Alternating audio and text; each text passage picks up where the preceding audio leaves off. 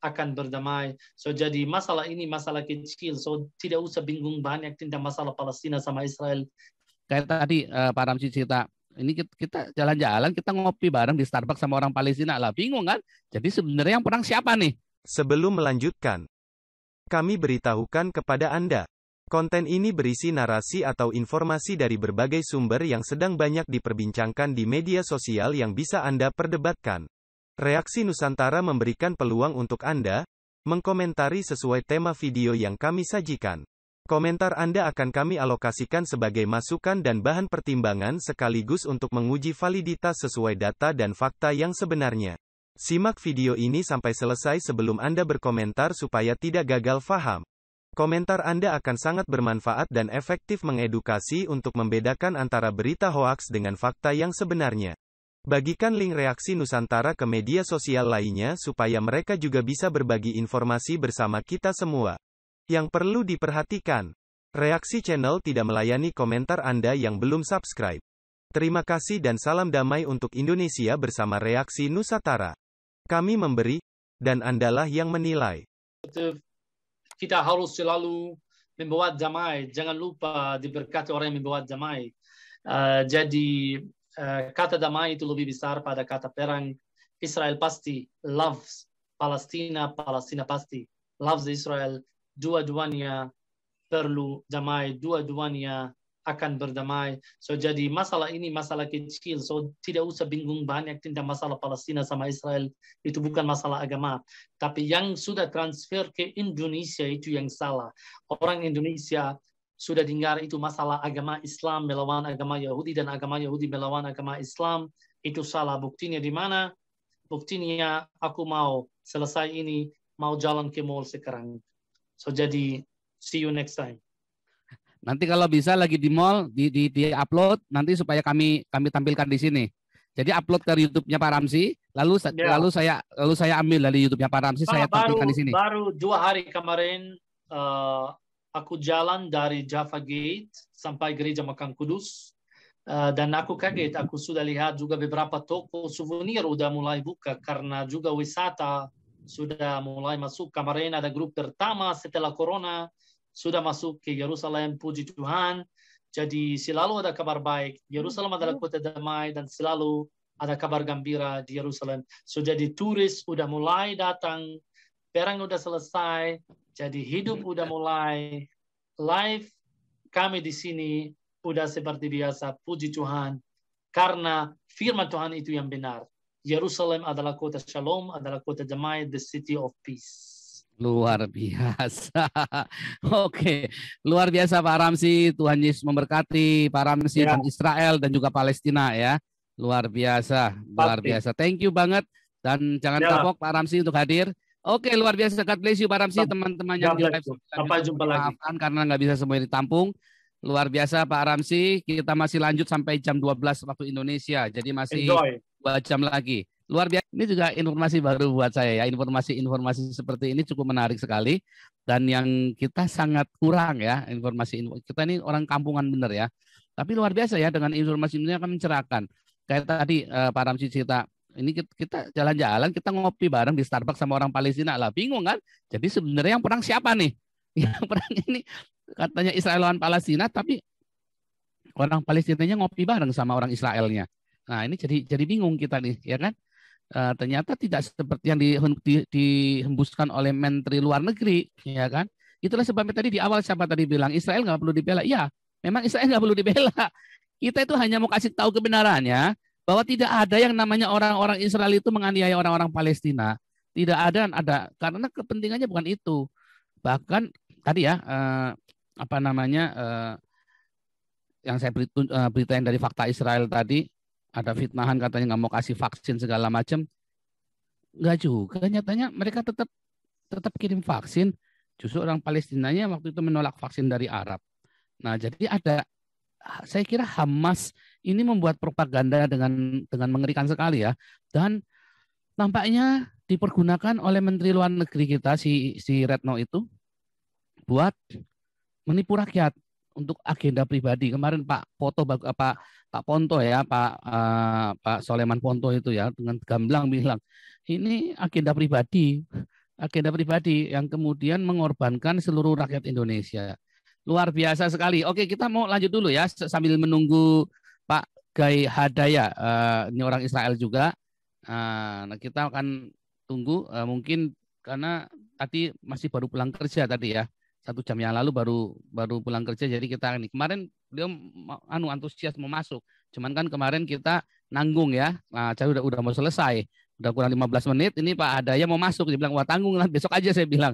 Oke, kita lanjut dulu ya. Nah, kita lanjut dulu. Ini saya baru diinfo dari YouTube. YouTube yang kemarin tidak kena strike, yang kena strike video lainnya yang aneh ya. Yang Ibu Monik lagi bicara, justru yang video sebelumnya yang kena strike. Ya, laporannya itu padahal yang dihilangkan YouTube saya yang dengan itu kan kemarin dengan Pak Soleman Ponto, dengan Ibu Monik, dengan Pak Jenderal yang kena strike itu. Tetapi laporannya yang kena strike malah yang Ibu Monik sendirian. Nah, ini udah kelihatan nih di TO nih Ibu Monik berarti ini. Oke, kita lanjut dulu ya. Ini Pak Nugroho, silakan Pak Nugroho. Ya, bisa di-unmute Pak Nugroho. Ya, terima kasih Pak Paus. Om Sorry, di-unmute lagi. Sorry, dinyalakan lagi. Kepencet. Ya, terima kasih. Om Swastiastu. Ya. Rahayu Sagung Dumadi. Salam. Sebetulnya pertanyaan saya mau saya ajukan ke Pak Ramsi tadi. Ya, tapi enggak apa-apa ini. Nanti masih ada yang orang yang maksudnya Pak Ramsi kan sebagai orang Yahudi, orang Israel. Nah, nanti yang mau ditampilkan kawannya Pak Kasidi, orang Israel juga. Hah? Orang Israel juga. Oh iya. Ya, orang Yahudi juga. Apa sudah masuk belum? Belum. Ini karena tadi kan katanya baru pulang kerja. Jadi mungkin dia di take down YouTube-nya. Ya, Pak Kajamadan masuk. Silakan. Saya kan waktu sebelumnya itu yang pas Pak Paul di take down, saya juga mengkritik tajam Bu Retno di channelnya Pavel. Itu dipotong semua, Pak. Jadi kemungkinan ini memang kritik kepada Bu Retno nggak boleh kayaknya. Itu aja Pak Paul. Nampaknya begitu ya.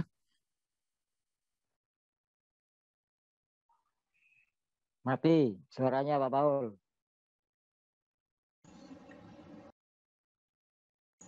Kena stop. Gara-gara susu jandai. Iya nih. Ada Lihana Tolu, silakan pada. Oh ya. Daliana Tolu. Halo. Masih minum Pak Paul. Masih minum. Belum ketahuan Pak, dia itu orang Israel maksudnya belum ketahuan apakah dia orang Arab Israel atau orang Yahudi Israel. Belum lanjut. Saya tadinya sederhana saja dulu pertanyaan saya ke Pak ini tadinya ke Pak Ramsi. Mudah-mudahan nanti lain kali kalau dia jadi datang lagi, saya mau tanyakan kepada dia. Sebenarnya kalau menurut dia ya itu